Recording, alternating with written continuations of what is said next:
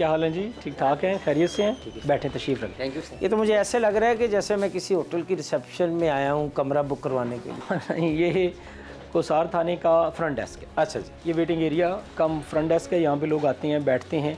और ये देखें, यही वो चीज़ है जो साइकोलॉजिकली लोगों को कंफर्ट देने के लिए है कि it is not something to be like scared of.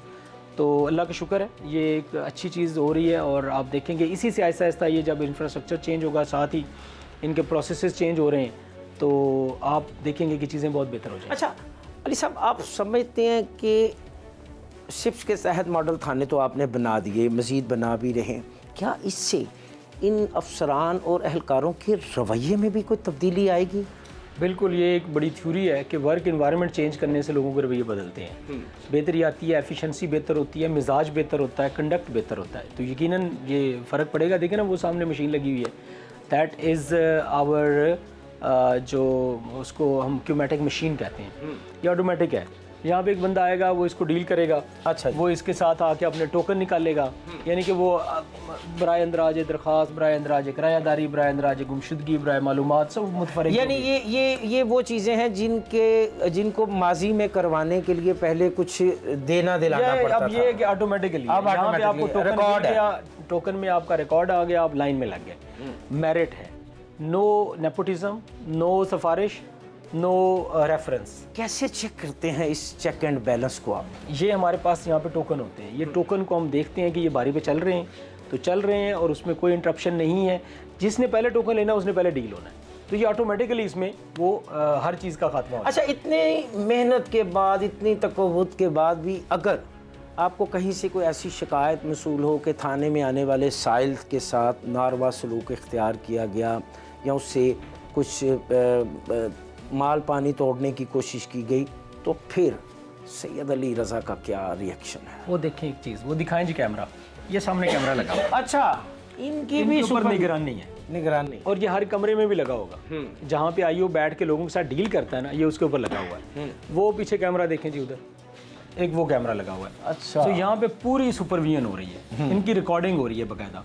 उस रिकॉर्डिंग को अगर कोई आगे हमारे पास शिकायत करता है तो फ़ौरन निकल आता है। और ये ऑनलाइन भी हैं कैमरे, गाय बगाए हम चेक करते रहते हैं, सुपरवाइजरी जो टीयर है। और अदरवाइज़ कोई शिकायत करे तो हमारे पास पूरा प्रूफ है, और अगर साबित हो जाए तो अल्टीमेटली प्रूफ है, कोई गुंजाइश नहीं है। आपको पता है कि जो अकाउंटेबिलिटी है वो बड़ी सख्त है। इन आईजी साहब की अकाउंटेबिलिटी आप सबको पता है, और वो एक पूरी जो है हमने नीचे तक बताया हुआ है। और अल्हम्दुलिल्लाह इस वजह से पूरी सिपा बहुत कॉशियस भी है और बहुत अच्छा परफॉर्म कर रही है।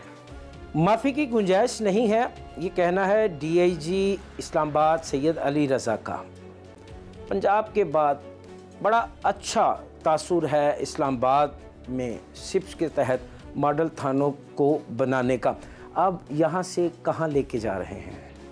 यहाँ से हम जाएंगे अभी अंदर इंक्वायरी अफसर के कमरे में चले जाते हैं, SHO के कमरे में चले जाते हैं, जो इंपॉर्टेंट जो हमारे टीयर्स हैं इसमें, कि यहाँ से जब एप्लीकेशन होती है तो वो एप्लीकेशन अल्टीमेटली यहाँ से इंक्वायरी अफसर के पास जाती है, जो इंक्वायरी करता है। तो इंक्वायरी करके वो फिर फैक्ट फाइंडिंग करता है कि ये जो एप्लीकेशन है इसके ऊपर हमने क्या करना है। अल्टीमेटली फिर उसके बाद SHO से परमिशन लेता है, क्योंकि ही इज़ द इंचार्ज, और अकॉर्डिंगली प्रोसीडिंग। आपने देखा थाने का गाइड और एंट्री पे बनाया गया फ्रंट डेस्क। अब चलते हैं अंदर इन्होंने क्या क्या कारनामे सर अंजाम दिए हैं वो भी दिखाते हैं आपको। आइए हमारे साथ। सर, आबशार, खुली कचहरी, खुला सहन, सोफ़े, सर आपने तो माहौल ही चेंज कर दिया है।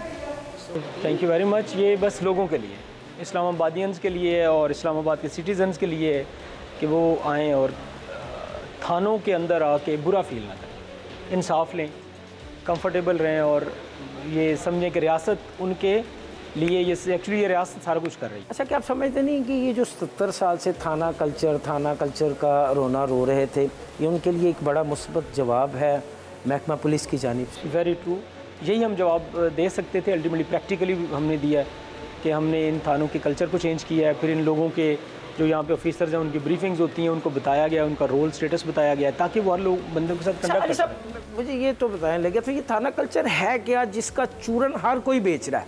सियासतदान भी बेच रहा है, ब्यूरोक्रेट भी बेच रहा है, हर कोई बेच रहा है। थाना कल्चर ओवरऑल देखें, जब भी कोई इशू सोसाइटी में होता है तो वो थाने में आता है।